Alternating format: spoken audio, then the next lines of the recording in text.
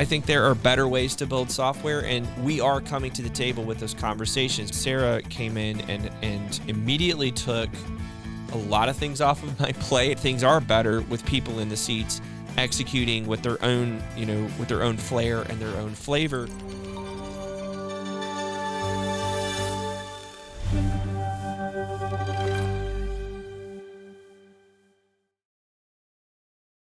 Hey, welcome to Dev Better. Today, we are talking about how to scale a services business, which is not the same as scaling a SaaS product, nor is it the same as scaling really any product company. It's a lot different and has a lot of different challenges that we're going to have to explore today. And with me today, I have my Director of Client Services, Sarah Dant. Say hi, Sarah. Hey guys, it's good to meet you, Sarah Dant. I've been director of the client services here at 7Factor for about 2 years, and have really enjoyed working with Jeremy and working to scale, the business. So yeah, excited to kind of talk today about your journey, how you started 7Factor, coming from a consulting world and, deciding to open up your own business and, what it was like to get those first few customers. So yeah, if you could just kind of start with your story, and how you, founded 7Factor and, some of the struggles and, how we got some of our customers that we still have today. Yeah, and also Sarah's going to talk to us as we go as well. I don't want this to be a monologue, primarily because it takes a lot to build a company. It's not just Yeah, for sure. all me and all the work that I've done. And so it's a great sort of kickoff question. What are some of the sort of beginning challenges? And I think it's very interesting because if I had tried to start this business back in like the 1990s, it probably would have been orders of magnitude more difficult just from an operations perspective. And we'll get into the client stuff too. But I do want to briefly touch on using a modern HRIS like Gusto made my life so much easier when I started. And yes, I'm going to name them by name because they're a fantastic product. And I was able to hire people out of state, which is something that, if you try and do in a traditional sense is very difficult, very expensive, amazing amounts of overhead and tons of work to maintain folks in sort of in your company. So I think starting with sort of the operations side, figuring out how to approach that section of my business was sort of the first challenge to overcome. When I knew I wanted to scale, talked to Alyssa on another episode where pretty much I outlined the reason why I didn't really think I was going to scale the business when I started. It wasn't really a priority. I just wanted to find work that was interesting and do that work. And then, when we started getting traction and people started calling me, things got interesting. And this goes into your question and sort of the first story arc that we're going to have here is that the first set of clients that you get typically come from deep in your network, right? And I know, Sarah, you have some comments on that too, so we'll flip to you in a minute. But when I started the business, everybody knew me for what I did at a previous consulting firm. They knew me for how much time I spent with my customers. They knew me for quality delivery. They knew me for smart solutions. And that's because I worked hard to try and establish a brand for myself, which is something that you're taught in a lot of consulting firms, is that one of the most important things is your personal brand. And through working on that personal brand, people knew me and the word got out that I knew what I was doing. Whether or not that's true is debatable, but people believed it, which is good enough to start a business on. And consulting in the beginning really starts as organic growth is sort of your focus, and referrals are your focus, where you do work for one client, that client really likes you, refer you to their friends refer you to their friends, or you also have this phenomenon where one person works at one company that's very friendly with you, and then they go somewhere else to go work at a different company, and they kind of pull you along. You see this all the time in consulting businesses and also in FTEs to a certain degree. So I think the beginnings of the company were really focused on my own personal relationships and people who knew me very, very well for doing good work. And then comes the next challenge, and that is scaling past that. But Sarah, I want you to also give your input here, because I think you come from a consulting firm as well. So I think you have a good story to tell on that too. Yeah, I think one thing that we're good at here, and I think especially in the consulting world, is never burn a bridge, right? Right. Um, you never know, like even if that relationship or project you're working on ends, that relationship could pick up again. And I've seen that time and time again, with customers that I worked with previously, in my consulting world, coming to here, to work with us here at Seven Factor or Mm-hmm. reaching out. And just folks that I've known in other worlds, maybe not in the consulting world, that I built relationships with, and they see where I'm at or what I'm doing, and they're in a similar space and are looking for something and needing something, in the software development world as well. But I think it's very much relational, and that's exactly how you started and started building Seven Factor, right? Yep. And that's something that my whole department works on, is the relationships that we build with our customers, because even, and I think that's even like in the sales process too, like even if we don't end up working with a customer, just having a good relationship during that sales process, we might not work with them on that project, but someone might come to them, they're like, actually, I had a really good conversation and like sales experience, even though we never did a project with them, that I think would be a good fit, right? Right. So Yep. you never know where your next lead's going to come from.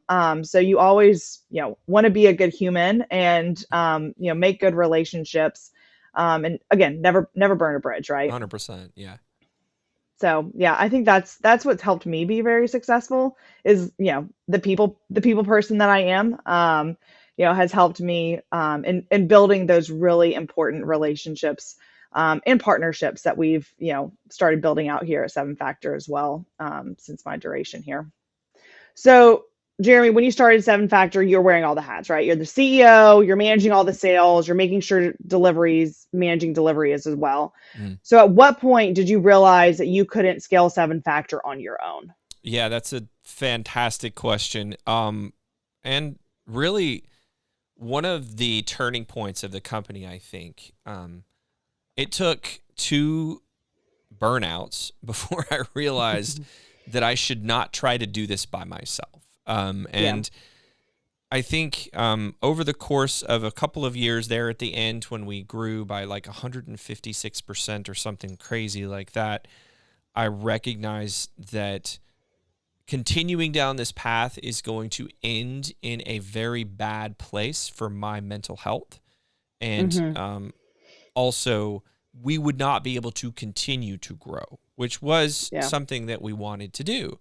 Mm-hmm. And I remember hired you from a consulting firm, and Sarah came in and immediately took a lot of things off of my plate, and that felt very good. That was sort of the drug that hooked me, was the second I gave control of something over to someone else and trusted that they would take the thing that I had so painstakingly spent my time to build and nurture and steward and make it their own, which is also incredibly important. You can't micromanage people and expect them to do things Yeah. the same way you did it.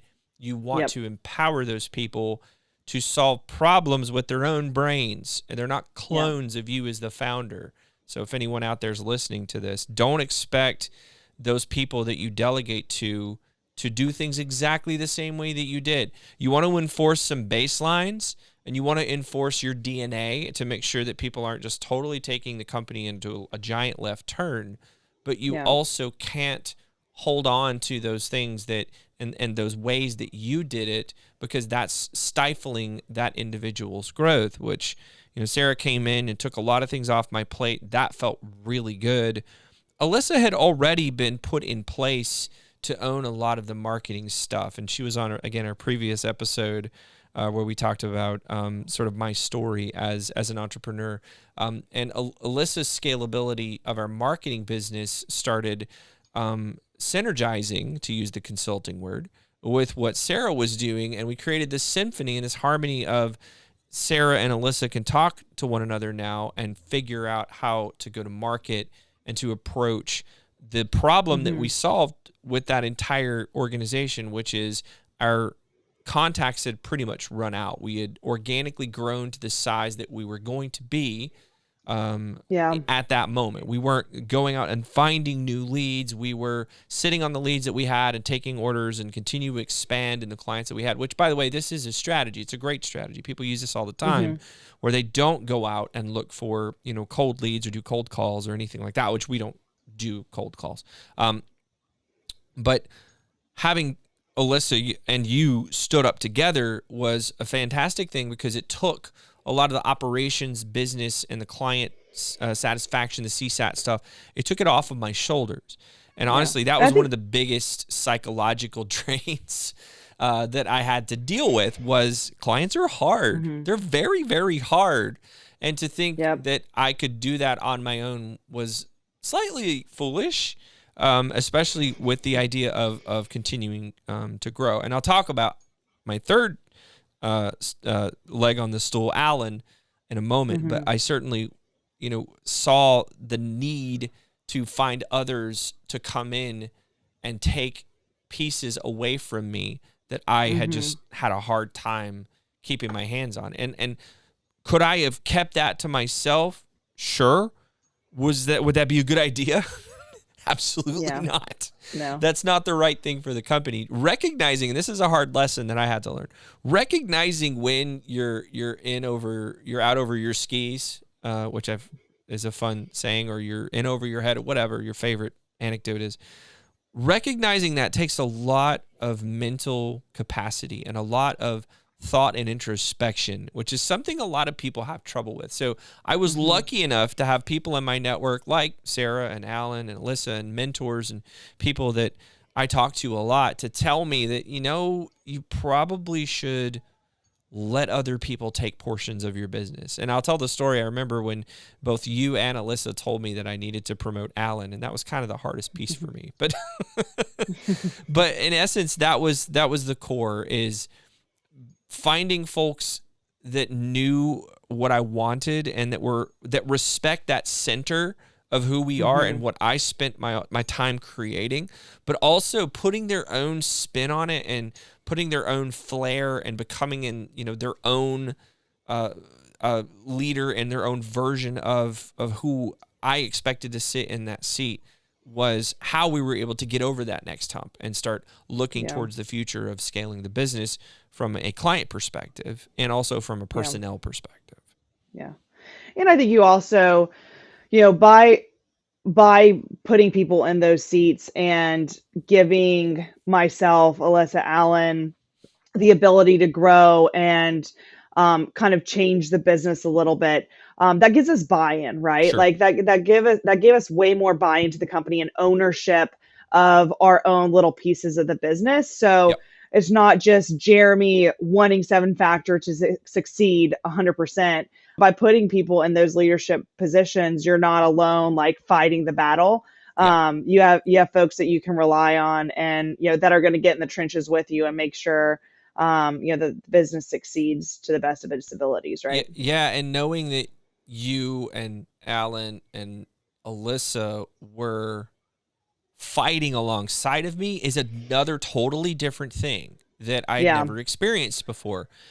When it was me and 20 engineers, the feeling was, well, I'm here to help them. I am the superhero putting on my cape. You've probably heard the saying, it's lonely at the top.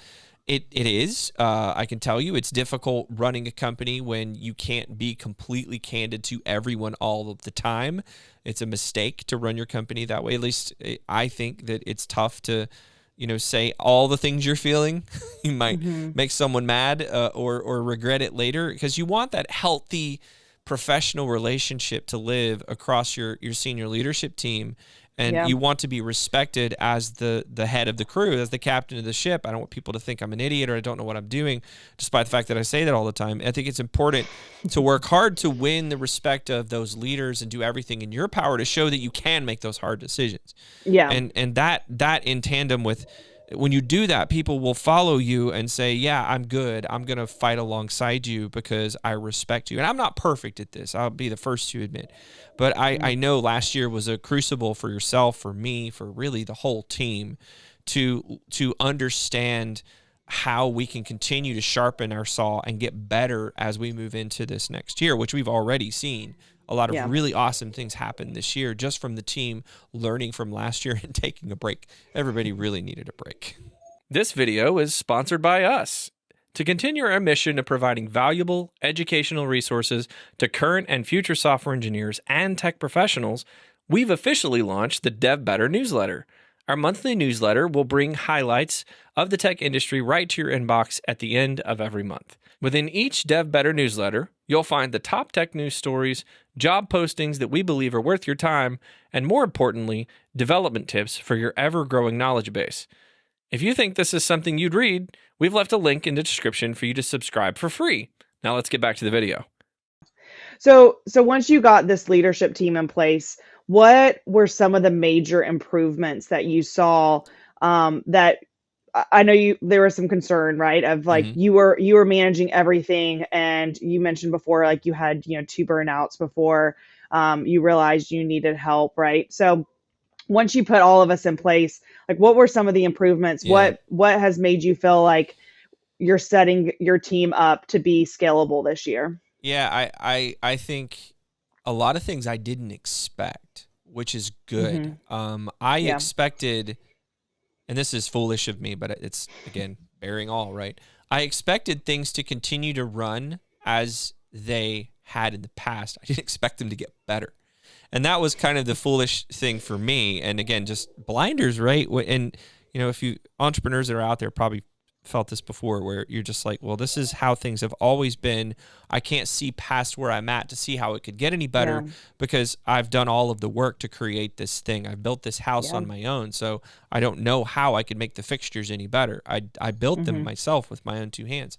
So having yourself and Alan and Alyssa come in and start to produce and to feel empowered and to run towards targets, I started seeing things get even better, which is fantastic. I also, this is something I didn't expect that I would appreciate, I've seen challenges come from folks when they feel strongly about things, right?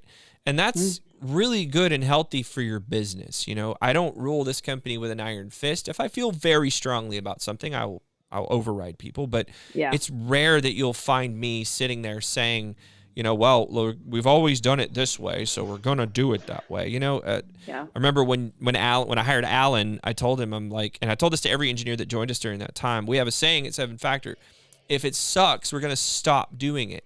And that is true to our DNA and has produced leaders in the company that believe the same way. And you'll try a thing and you're not afraid for it to go a little bit sideways or for us to make a mistake. It's like, well, I tried it, so I'm going to try something else now, right? I'm going to pivot into a smarter approach, which I think allows you all to focus on being better and creating the best value that you can, with the intention of knowing that I've got your back. But the other side of that is we all assume, at least I require us to assume, that we're all out for each other's good. I know that I don't always project that properly, but we all believe that we're here for the good of the company and we're here for the betterment of the entire team. And I think that's a super important thing that helped me see that things are better with people in the seats executing with their own, with their own flair and their own flavor,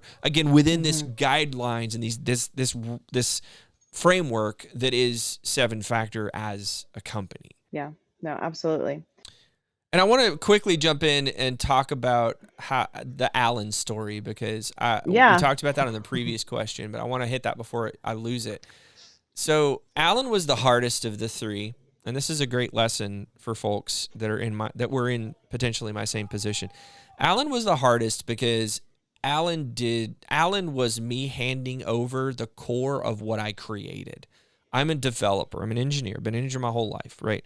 And I know how to create engineering teams that build cool things for clients and that are able to do so happily, with high morale, right? With gusto and with strength and with excitement.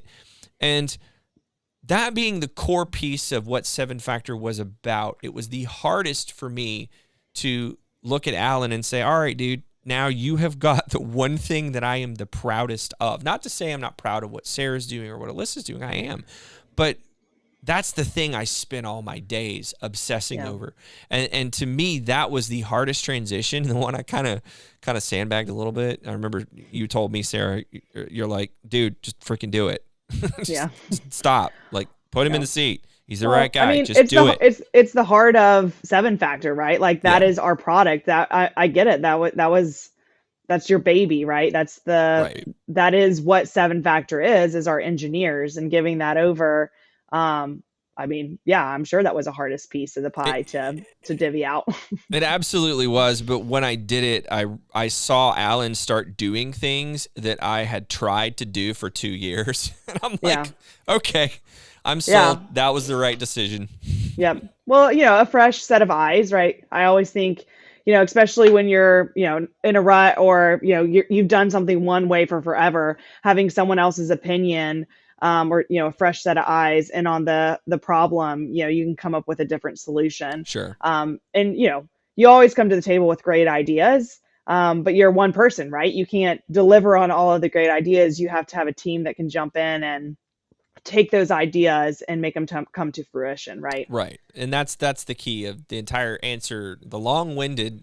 My long-winded answer really just boils down to hire the right people, empower them, and back off. Yeah. Hold them accountable, trust but verify. Right. I don't want people going Yep. sideways. You don't put people in a room and never talk to them. You certainly put the instrumentation and the telemetry around them in any Yeah. position to understand what they're doing and are they aligning to the original core ideas that the company was founded on. But putting people in that place scaled me. We have a saying around here, force multiplier, right? Putting Sarah and Alan and Alyssa in place force multiplied me so that now I can go and do things that are adding even more value to the company, which is more exciting. It's the next challenge for me, right? I used to complain and whine about I'm no longer a developer. I don't do anything useful, which sometimes it feels like that. But honestly, my time is better spent bothering Sarah about an idea that I have or bugging Alan about something that I want to see our teams do and focusing on sharpening the image of the company and the overall mission and where we're heading. And it took me a long time to figure that out. Yeah. I think I'm on my way there now, and I think I've completed that journey. But it's still a work in progress. And any company that's been around for any period of time, if the CEO tells you he has it all figured out, he's lying to you and bandstanding, because this job is very, very hard. It's very dynamic. It takes a lot of time and effort. It takes a lot of brain power. It takes a lot of headspace, on top of dealing with the day-to-day operations of a company. And when you scale that thing, you will eventually run out of bandwidth. You will no longer be able to perform at your peak level. And again, experienced CEOs are listening to this and laughing at me and saying, of course, that's how it works. But, I learned, I got there. It just took a little bit extra time.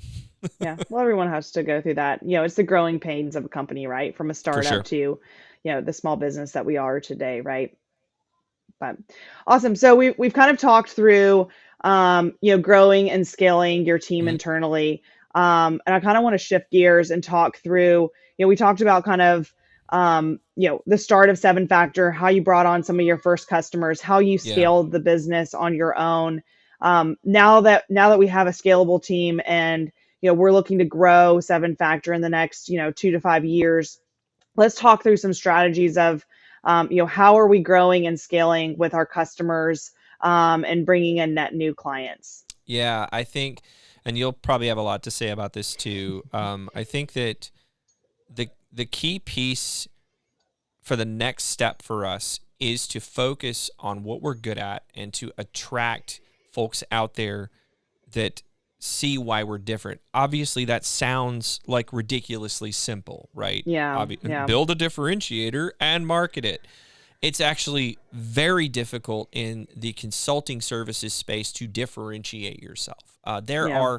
We're a dime a dozen. There are at least 6 Mm-hmm. firms in Atlanta that I know of that do software development consulting, right? And we Yep. all are selling the same thing. You're selling Mm-hmm. a person that has a skill set that knows how to solve a problem. And Yep. really, where the rubber meets the road is your talent good enough to deliver against the message that you put in place? So Mm-hmm. we're starting to create those narratives, and we're starting to build out how we go to market with our differentiators, which is that our teams are very Kanban centric. I've gone on record on Dev Better saying I think Scrum is dumb. It is what it is. It solves the problems. Please don't send me hate mail. Safe is also really ridiculously over what's the word, overcomplicated. I think there are better ways to build software, and we are coming to the table with those conversations. We're investing in the open source community, so we're starting to look for ways for people to see us as the experts in building software in the cloud. But again, there are other strategies that we have to employ on the sales side that Yeah. make this a lot more difficult, right? Yeah. You have your ground game going. You need to be on the ground going to conferences. You need to spend time talking to your existing customers to find, again, those net new customers down the road. You Yeah. need to look at cross-selling opportunities. Are there any additional practices or competency areas that you can pull into your company so that you can start scaling a brand new line of business, which is another thing we're investigating. But it really is about sharpening our image of who we are and putting that out there on the internet. It's very like hiring a BDE is not the answer. That Yeah. rarely works. Cold Yeah. emails do not work for services Yeah. firms The unless spray you and are pray just does not work. The cold it calling does does not work not for our work. industry. It It might have worked years ago, but that is with AI and yeah, the way the tech world has gone. I mean, I know I get several emails that I know like it's one of a campaign. I'm like, okay, I don't want. I'm delete. Like I'm not even gonna look at that. I'm not even gonna waste my 100%. time with it. Yeah, and I'd love your perspective on that too. Yeah. On that side too. I think to wrap up my perspective, it's really about focusing on what you're good at. I've said this like 10 times, but Hmm. also aligning yourself to clients. And there are a lot of like companies and methodologies out there that will try and sell you on a silver bullet, saying that, well, this is what you do, and if you just do this, you're going to attract new clients, and your pipeline. Like you said, I get the automated email that's like, I can add $500,000 worth of Yeah. pipeline in 10 days. I'm like, you have no Yeah. idea who I even freaking sell to, right? Yep. We Yep. sell to CIOs of multi-billion-dollar companies, and they're not. I promise you, they don't know who you are. Hmm. Nor do Yeah. they care, right? And that's sort of the challenge is finding those new people, and it's very relational. Buying into books of business is also an option, but that's incredibly risky. So there's a lot of Yeah. levers that you can pull and knobs that you can dial that we're starting to investigate, things that I did at previous companies, but we just didn't employ at Seven Factor, frankly, because I had such a huge organic network. We could build a multi-million-dollar company just on the people Hmm. that I knew. So Yeah. now we're moving more into how do we build that machine that produces, things that we're a sought after brand. Like look at Pivotal, ThoughtWorks. Yeah. Those are two names that now have gone the way of the dodo. Unfortunately, Pivotal sold to VMware, and now they're turning to Tanzu Labs. They were bought by Broadcom. So there's this whole like Hmm. they're pretty much gone. They're still there, but they're pretty much gone. ThoughtWorks was bought by a PE firm, and they've kind of started to sort of I hear word on the street is their delivery is kind of coming down a little bit. So how do we establish ourselves as a household named brand in Hmm. the mouths of the CIOs and the CEOs of the world when it comes Yeah. to software delivery? Yeah. I think you've built it on relationships, right? And that's something that is going to continue to grow as we have new customers, myself coming on, bringing in Hmm. new salespeople into my org. That's going to continue to happen, as a natural growth. That's something that I think will always be fundamental to us here at Seven Factor, right? But one thing that we pivoted to last year was partnerships, right? So we don't Right. do UI UX in house. So finding UI UX partners that align with how we work, and are working with like-minded customers, was I think it was a really good kind of pivot for us in building out those partnerships. AWS, Azure, having those relationships and partnerships there, and continuing to grow and getting different competencies like you mentioned, and our relationship with TD SYNNEX. I think finding the right partners that align with your business and you have the same like-minded customers, you really have to go after those companies and, build a partnership and someone that makes sense to partner with, not just partner to partner, right? And that's Right. something that you've been very hard on me, with like, we're not just going to partner with anyone, like we have to be strategic about it. And I think we've done a really good job of, last year we've cultivated some really good partnerships that I think are really going to, pay off in the long run Yep. for us. Agreed. Yeah. So outside of those partnerships, like we mentioned, the cold calling and, pray and spray method that doesn't work for, our industry, today. Right. Right. I think years ago that probably worked. So just kind of pivoting to like the marketing strategy of, taking what we've done well, some of the case studies, some of the projects that we've been super successful at. And you're probably going to hit me for saying this, but really, our engineers are polyglots. We can work on anything. We can do anything, right? Correct. Yep. But something I think we've realized over time is, we are good in certain areas, right? We do have Hmm. specialties. And I Yep. think really honing in on those specialties, those special capabilities that we have, with some of the customers, some of the healthcare accounts that we have, we've Right. worked in really specific areas that I think we can take that and target and bring in net new customers in similar, spaces, right? So, Right. um, yes, we can do anything. I think that will always still be our mantra, but finding what works best for you as a company or for us as a company, and really honing in with marketing on, all right, who do we need to go after that is trying to solve this problem as well, right? Yeah, I think I'm not going to call it a mistake, but I will call it a miscalculation that I thought early on, and this is the academic in me, right? This is the Mm-hmm. MS and CS and programming language design. A language is a language is a language. I don't care if it's Spring, if it's .NET, if it's Python, if it's whatever. I can figure it out. And my whole life has been centered around, I don't care what tool I'm using, right? I can Yeah. create a masterpiece with any tool that you hand me. I just have to learn how to work the tool. And, in industry, a lot of business folk don't think like this. They still think in terms of specializations. They think in terms of, well, if you haven't done 15 mobile applications and you don't know how to do mobile applications, and I'm over here going, dude, like, React Mm-hmm. Native is freaking React. Yes, there are changes Mm-hmm. to it. There are some specific modular issues, and yes, it's different, and you have to test it in a different way. But if I can write good React, I should be able to write React Native, right, and create Mm-hmm. a mobile application fairly in a fairly straightforward way. And I think we did realize this year is that we need to, and this is again free advice for folks watching. You need to focus on something that differentiates you. Well, of course you Yeah. do. No kidding. That's how this works, but you have to find your way that matches your ethos and your mantra. I will still maintain that we can write anything. We can work in any Mm-hmm. language. I don't care what it is. But taking a general engine that can do anything and then focusing your marketing efforts on specific verticals to go and find those types of folks, and you start generating experience in one vertical and people start getting excited about that is the way, the truth, and the light. I agree with that, right? And Yep.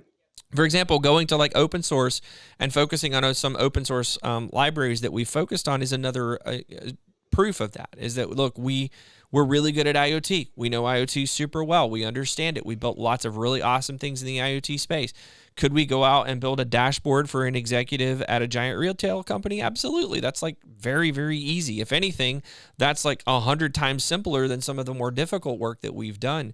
But Mm-hmm. again, as you said, and to your point, and where we've pivoted for this year is focusing on this concept of we want to market our specialties to people with Yeah. the understanding that we can do anything. By the way, Yeah. that helps when you're trying to cross sell. By the way, it's like, yeah, we can build your mobile app even though we just did your Amazon stuff. That's the way this works. Yeah. And I think also this year being strategic of, what markets do we want to grow and expand upon, or Hmm. what are some new markets that we want to, get into, right? Like with public sector, that is something that we're very active in, trying to find new projects and, have a few bids out, right? So that's one industry that we're tapping into that we see value. And some other markets like healthcare is a big one for us that, I Yeah, think we want to grow and expand upon, in the next few years. So, yeah, really finding, the target markets that, make sense for your business, is important, and putting a strategy out there, not just, hey, we want to work with anyone, but hey, these are the yeah, industries we'd like to grow in. And even one thing, that you've mentioned is, hey, like, um, the what word am I looking for? geographically, Mm. where are they located, Yep. and what makes sense for like the pockets of where our engineers are at as well. Right. Something that, I didn't necessarily think of, would be valuable, but I think is definitely valuable, as we grow and in the types of companies that we're going after. Right. So, hey, Sarah, thanks a lot for having this chat. Loved having you on. Incredibly talented, wonderful. You, Alan, and Alyssa are amazing, and I would be lost and alone without you. So, thank you for joining us, and thank you for having this chat and lending your expertise to the conversation. If you liked this, please like, comment, subscribe, and we appreciate everybody's views. And if you have any other questions about how we built this thing, or any, even if you built your own company and you have some interesting anecdotes about how you scaled it, I'd love to hear more in the comments below. Otherwise, everybody have a good day. We'll talk to you later.